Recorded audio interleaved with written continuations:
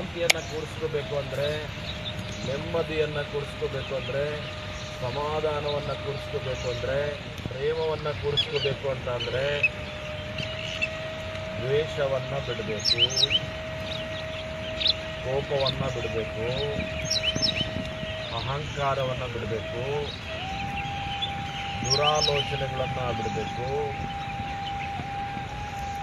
ಕೆಟ್ಟ ಮನಸ್ಥಿತಿಯನ್ನು ಬಿಡಬೇಕು, ಮನಸ್ಸನ್ನು ಮಾದೇವನಾಗಿ ಮಾಡಿಕೊಳ್ಬೇಕು. ಈಗ ನೀವು ಮನಸ್ಸು ಪರಿಶುದ್ಧವಾದರೆ ಅದೇ ಮಾದೇವ. ಇದು ನಿಮ್ಮ ಈ ನದಿ ಸೌಂಡನ್ನು ಗಮನಿಸ್ತಾ ಮೂಲಾಧಾರದ ಮೇಲೆ ಗಮನ ಇಟ್ಟು ನಾವು ಕೂತಿರೋ ಜಾಗ ಮಧ್ಯಭಾಗದಲ್ಲಿರುವಂಥ ಗುರು ಮಧ್ಯಭಾಗವನ್ನು ಗಮನಿಸ್ತಾ 9 ಬಾರಿ ಉಸಿರನ್ನು ಬಿಡ್ತಾ ಉಸಿರನ್ನು ತೆಗೆದುಕೊಳ್ಳಿ.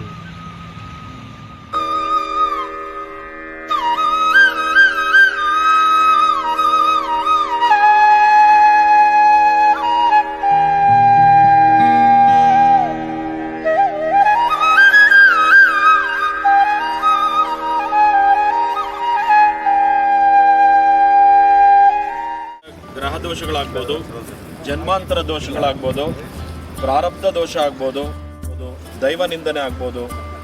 ಇವೆಲ್ಲವನ್ನು ಕಳೀಲಿ ಅಂತೇಳಿ ಇಷ್ಟ ದೇವರನ್ನ, ಮನೆ ದೇವರನ್ನ ಪ್ರಾರ್ಥನೆ ಮಾಡ್ಕೊಳ್ತಾ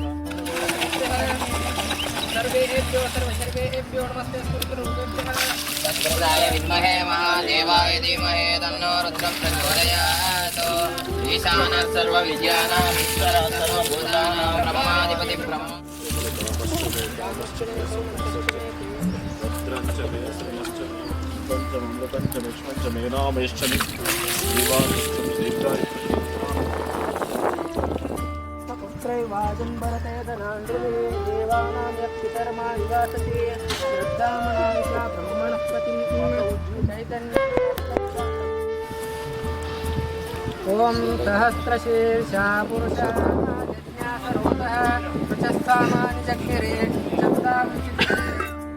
ಆ ಸಭೆಗೆ ಒಬ್ಬ ಸ್ತ್ರೀ ಇದ್ದರೆ ಅದು ಭೂಷಣ ಅಂತೇಳಿ ಅವಾಗಿನ ಇದು ದೇವರ ಲೋಕದಲ್ಲಿ ದೇವತೆಗಳ ಕಾಲದಲ್ಲಿ ಇದಿತ್ತು, ಗೊತ್ತಾಯ್ತಾ? ಹಾಗಾಗಿ ಆ ಗಾನ ಇತ್ಯಾದಿಗಳನ್ನು ಇದು ಮಾಡಲಿಕ್ಕೆ ಅಥರ್ವಣ ವೇದ ಅಂದರೆ ಅದೇ ಪಕ್ಕದ ಮೇಲೆ ಚೆನ್ನಾಗವನಲ್ಲ, ಅವನೇನಾದರೂ ಸ್ವಲ್ಪ ನಿಂಬೆಹಣ್ಣು ಒಗಿಬೇಕಲ್ಲ. ನನ್ನ ಮಗ ಏನೂ ಇರಲಿಲ್ಲ.